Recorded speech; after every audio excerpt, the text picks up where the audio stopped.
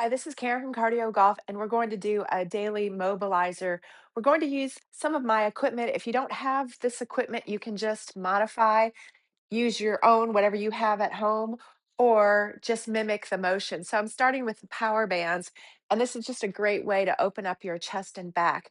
When you're warming up before golf, you want to do more of a dynamic stretch. So you're stretching, but you're also doing it more dynamically. You're not just holding a static stretch, you're getting the blood flowing. So really try to stretch out that chest and back. So we'll do this way for a few moments.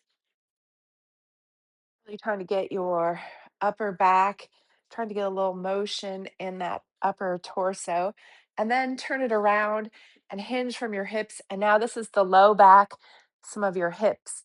Obviously, you're holding onto the band, so this is good grip strength. My bands have a little movement, so I'm even moving my forearms. And then I'm just going to rock back and forth, trying to get some motion going in my hips. This feels good in the low back and the hamstrings.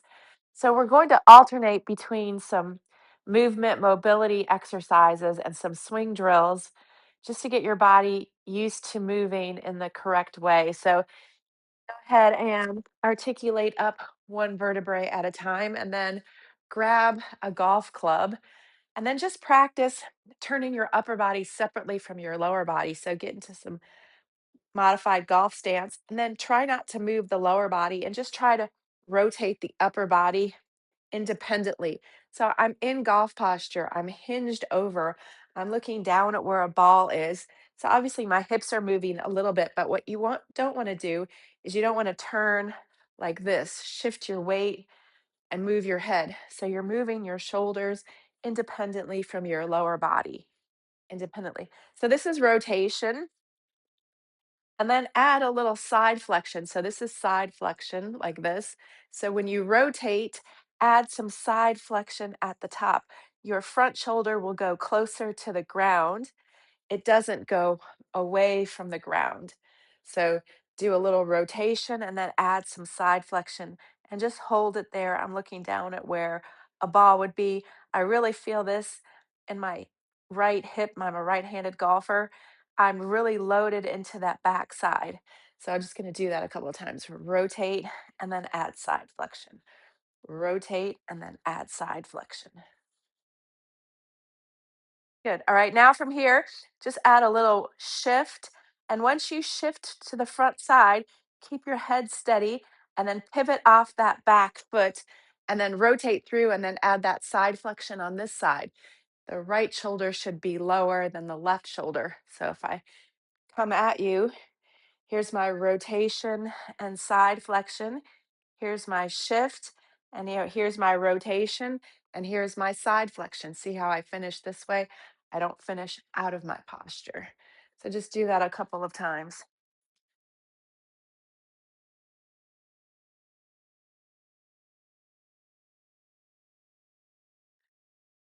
Good job. All right, so now practice moving the lower body independently from the upper body. Put your club out this way. Try to keep your chest really steady, and then just move your hips independently. You're just rotating those hips, trying to get some movement in your lower body. So you'll feel a little stretch in your hip on the backswing and then stretch in your hip on the follow through. Just trying to get a little lower body movement. Another great way to do this exercise is just to put your hands up against a door or a wall like this, and then press your upper body, and then just move your lower body independently. These are things that we don't do during the day. But we need this kind of movement in our golf swing. So you want this to be natural. So you want to do this a lot so that you don't have to think about it in your golf swing.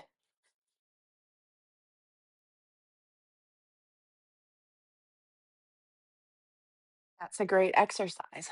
All right, so grab your power bands again, and we'll do a little bit different way of stretching that chest and back. You're holding on to both bands, and then you're going to spiral away from the wall and really get a good stretch. And then you're going to move your hand underneath and then open up again. So you're doing this dynamically. And this is a lot of internal, external shoulder rotation. We're doing this dynamically, and you're doing it gently. If you have any pain in your shoulder or your chest and back, modify or don't do this exercise. And then make sure you do the other side. Switch, open up this way, and then do that internal, external shoulder rotation on this side. I'm going to show you in a second why this is important in the golf swing. Do it gently and smoothly, and try to increase the range of motion every time you do this. Great. Now grab your golf club. So I'm a right-handed golfer, so my back arm is my right arm. And then I'm just going to dangle the club. See, I'm holding it upside down, dangling it behind my elbow. And then I'm going to hold on to the other part with my other hand and get into some golf posture. And now when I come down, I'm physically pulling my elbow in front of me, getting a little bit of this external shoulder rotation. And this is really important in the golf swing. As you come down, you want to shallow the club. So your right elbow, your back elbow works in this direction externally, not internally.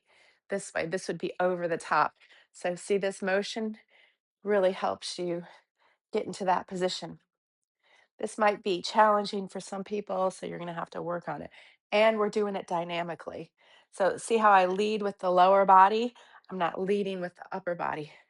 I'm leading with the lower body. Good. And then you can do that with the other side too. This, if you're left-handed, this would be your downswing. If you're right-handed, this is your left-handed downswing. But also in the golf swing, when you follow through, that forearm actually moves externally like this, your shoulder. It doesn't go through this way. So this motion here helps with that chicken wing on the other side. If you're left-handed, you're really working on your lower body, leading, and this is a good way to equal out both sides of the body. If you have your shorty club handy, grab your shorty club. If you don't have a shorty club, you can do this obviously with a big club, but if you don't have a big ceiling, it's going to be hard for you to do full motion. So the shorty club is great. You can swing inside and not hit the ceilings or the walls. Now just set up and then practice making a good rotation with some side bend, and then practice that external shoulder rotation coming down, coming down. So this is shallowing the golf club. This is coming from the inside. This is coming over the top. This is steep. So I'm just showing you. I don't want you to practice that way. I just want you to see the difference. Shallow. And when you follow through, you're going to externally rotate that other shoulder on the other side so that you can release the club. You don't want to go through like this. This is wrong. Showing you the wrong way, and this is the correct way.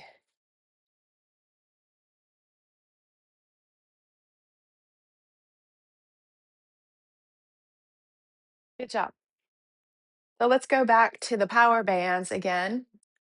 I'm using the red power bands. These have a little bit more resistance. We also have yellow ones that are a little bit stretchier. And then from here, I'm just going to reach up and do a nice little back arch. So I'm really trying to lengthen my spine, trying to reach my arms to the sky. I'm trying to ground my heels and then really reach through the tips of my fingers, and I'm stretching. And I'm kind of doing it dynamically. I'm moving a little bit right here. If you can even look up and add a little bit of a neck arch like that. Really reach up. And this is going to be important in your golf swing, especially for your follow through. You want to stay behind the ball. Your head's looking down as you're body rotates through. So you really need to have a little bit of a back arch. So if you take your golf club, when you swing back, you want to have a little bit of a reach with those fingertips. You don't want your arm to be next to your side. So you really want to have a nice long spine. So really try to reach back there. Look how I'm looking down at the ball. Now, as I come down, I have a little shift. My back arm externally, that shoulder externally rotates. And then from there, I'm going to rotate my lower body towards the target. So see how you have to have a little bit of a back arch. See how you have to have a little bit of side flexion. So this is why we practice all those moves. You can see I'm using the ground to push off of. I'm not going like this just with my upper body. This is wrong, just showing you the wrong way. This is correct. This is correct. So if you're a left-handed golfer, this would be your backswing. This would be your backswing. So stay grounded with your feet. If you're a right-handed golfer, this would be your follow through, and then you would push off.